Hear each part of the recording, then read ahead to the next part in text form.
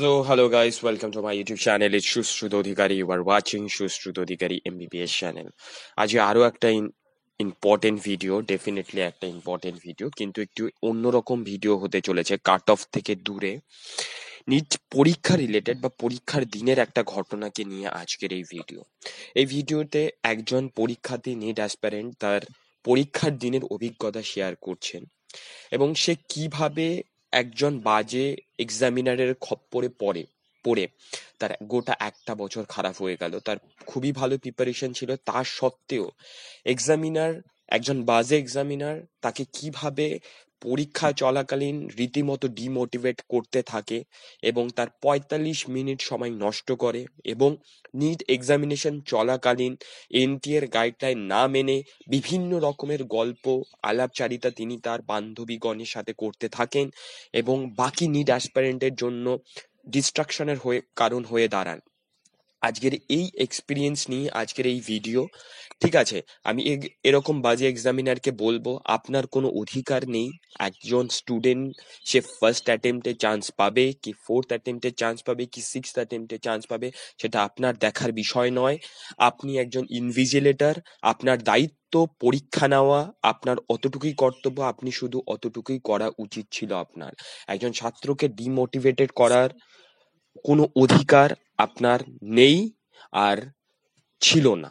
ঠিক আছে, আপনি আপনার এই খারুসিপনার জন্য একজন স্টুডেন্টের গোটা একটা বছর খারাপ হয়ে গেল, সেটা আপনি হয়তো বুঝতে পারছেন না। সে কোন মানসিক অবস্থার ভিতর দিয়ে যাচ্ছে সেটা আপনার হয়তো কিছু যায় আসবে না, কিন্তু মন্দারমণিতে ঘুরতে যেতে হবে, এটা আপনার কাছে ইম্পর্টেন্ট। আপনি মানুষ না অন্য কিছু? আপনি যদি ভিডিওটা দেখছেন তাহলে আপনাকে বলবো শুধরে যান, না হলে কিন্তু নেক্সট টাইমে আপনি অনেকগুলো কমপ্লেন খাবেন এবং আপনার নামে যত দূর যাওয়া সম্ভব, যতটা ব্যবস্থা নেওয়া সম্ভব নিড অ্যাসপারেন্টরা কিন্তু নেবে। শুধরে যান, ভালো মানসিকতার পরিচয় দিন। এবং এই ভিডিওর পরবর্তী অংশে আপনারা তোমরা ওই ছাত্রের নিজের এক্সপিরিয়েন্সটা দেখবে যে ও কি করছিল এবং ওর সাথে কি হয়েছিল, এটাকে নিয়ে পুরো ভিডিও। আমি চাই যে ওর মুখে আপনারা পুরো সত্য ঘটনাটা শুনুন। তোমরা সত্য ঘটনা শোনো এবং তোমরা নিজেরাও সতর্ক হয়ে যাও। এরকম ইনভিজিলেটর থাকলে সাথে সাথে গিয়ে কমপ্লেন করবে, সাথে সাথে ঊর্ধ্বতন কর্তৃপক্ষের কাছে গিয়ে কমপ্লেন করবে, যাতে পরীক্ষা তোমাদের কোনোভাবেই খারাপ না হয়। কারণ লাইফটা আগে, ঠিক আছে, সেটাকে বুঝতে হবে। তো ভিডিওর পরবর্তী অংশে দেখতে থাকো ওই ছাত্রের নিজের experience. Thank you. Hello everyone, আমি সৌম্যদীপ চৌধুরী 2024-এর নিট অ্যাসপিরেন্ট ছিলাম বলতে, কারণ আমি এখন আর নেই। এখন আমি 2025-এর একজন নিট অ্যাসপিরেন্ট হতে চলেছি। কারণ এটার ক্ষেত্রে এর পিছনে কতটা আমারও কিছু দোষ ছিল হয়তো, কিন্তু তার থেকে বেশি আমার সিচুয়েশনটা খুব খারাপ ছিল। সেই এক্সপিরিয়েন্সটাই শেয়ার করছি, কারণ ভবিষ্যতে যারা নিট দেবে তাদের মাথায় রাখা উচিত যে এই ধরনের এক্সপিরিয়েন্সও হতে পারে জীবনে। এরকম এক্সপিরিয়েন্স প্রচুর হবে, এই নিয়ে ঘাবড়ানোর কিছু নেই। আমি তাদের মেন ঘটনাটায় আসছি।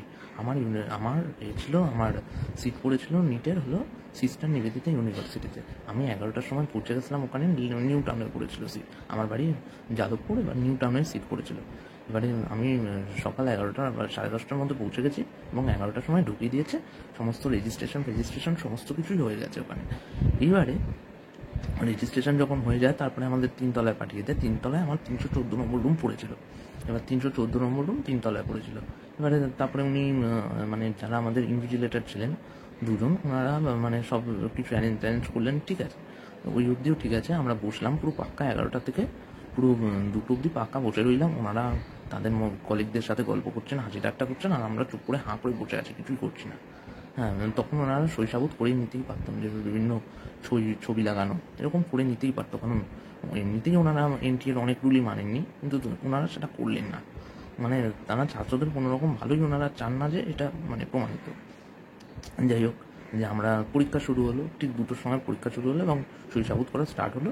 পিছন দিক থেকে শৈশাবোধ করা শুরু হলো। এবার আমি একদম বসেছিলাম সামনের দিকে এবং ফোর্থ রোতে বসেছিলাম। এবার ফার্স্ট রোর পিছন দিক থেকে শুরু হয়েছে। এবার আমি ভাবলাম যে তাড়াতাড়ি করে আবার শৈশাবোধ করতে আসবে, তাড়াতাড়ি করে আমি বায়োলজিটা শেষ করে নিই। আমি তাড়াতাড়ি করে বায়োলজিটা শেষ করে নিলাম। কিছু বাকি ছিল, 45 মিনিট আমি ভেবেছিলাম। ফিজিক্সের জন্য 1 ঘন্টা, কেমিস্ট্রির জন্য ওই 50 মিনিটস টু 50 to 55 মিনিটস, আর বায়োলজির জন্য 45 মিনিট। বায়োলজি 45 মিনিট শেষ, ব্যাস ছেড়ে দিলাম। এবারে ওর জন্য আমি পুরো প্রশ্ন পড়ে নিয়েছিলাম। এবারে যেহেতু আমি পুরো প্রশ্ন পড়ে নিয়েছিলাম, এবারে ওখানে 200 থেকে 250 নম্বর আমার সিকিওর, যে হ্যাঁ আমার আমার ওখানে আমার পাক্কা নম্বর উঠবে। এইবারে হলো আসল টুইস্ট, মানে জীবন তো আমাদের অত সুন্দর জীবন তো নয়, জীবনের তো টুইস্ট না হলে আর জীবন কিসের, নাহলে আমাকে আজকে এই অবস্থায় বসে থাকতে হতো না। যে জীবনের কী টুইস্ট এলো সেটাই আমি বলবো। এবার ওনারা শৈশব বোধ করতে এলেন, এবারে ওনারা ডাকছেন একবার করে ডাকছেন। এভাবে আমার কনসেন্ট্রেশন ক্রমাগত ব্রেক করছিল, খুব নষ্ট হয়ে যাচ্ছিলো কনসেন্ট্রেশনটা। এবং ওনারা আমার প্রায় 45 থেকে 50 মিনিট ওনারা নষ্ট করলেন।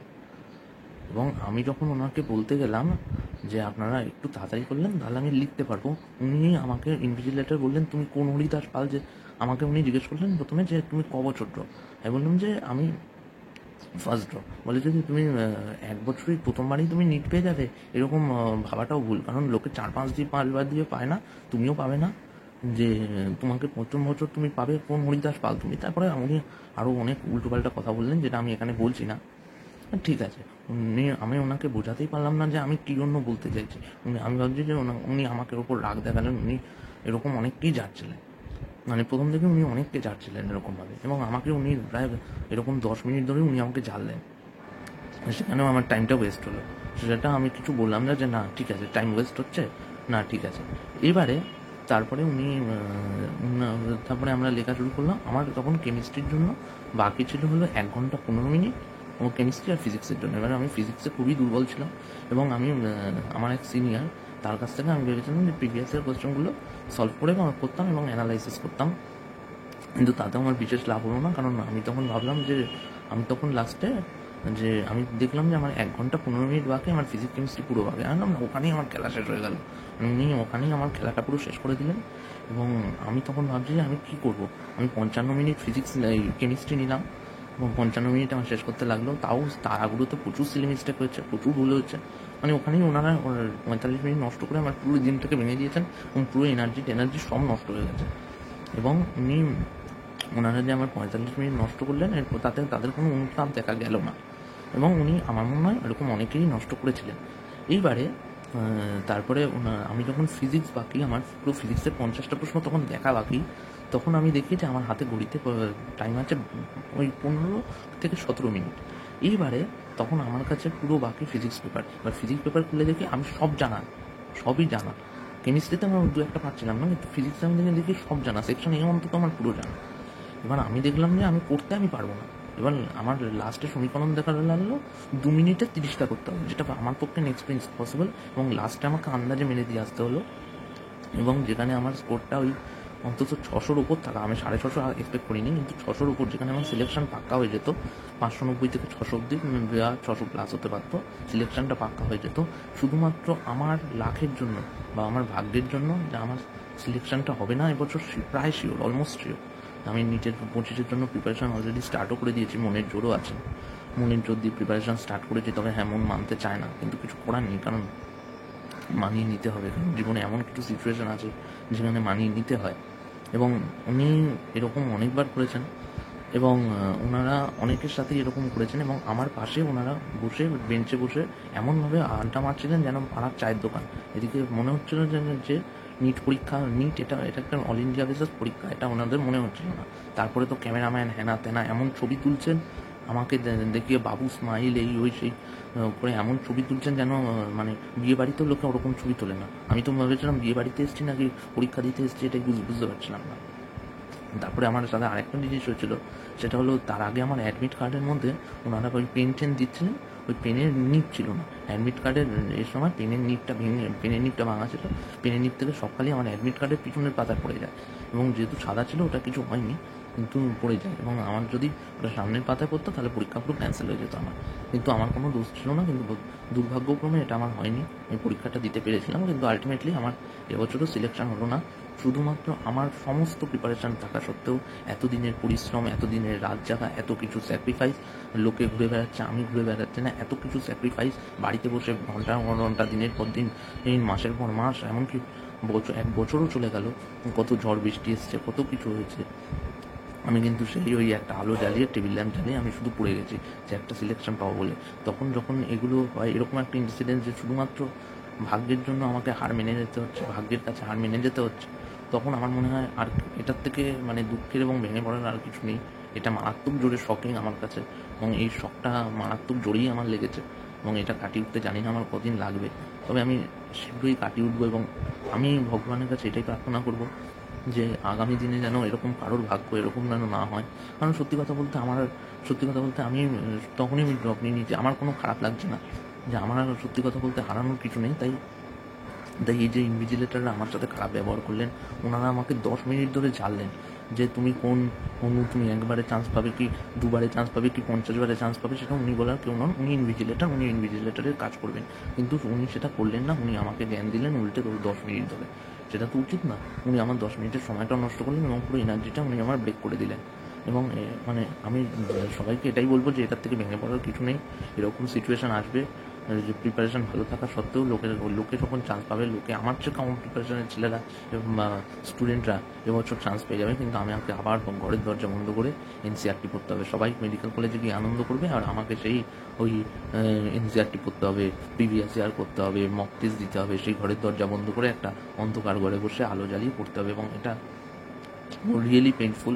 তবে হার মানার কিছু নেই। আমি একটাই কথা বলবো যে একটা লাস্টে একটা কথা বলেই শেষ করবো যে পিটার ডিংলেজের একটা কথা আছে, ever tried, ever failed, try again, fail better. আজকে হারছো, আবার ট্রাই করো, আবার হারছো, আবার ট্রাই করো, এবং আরও ভালোভাবে হারো। এটা বলেই আমি আমার বক্তব্য শেষ করব। ধন্যবাদ।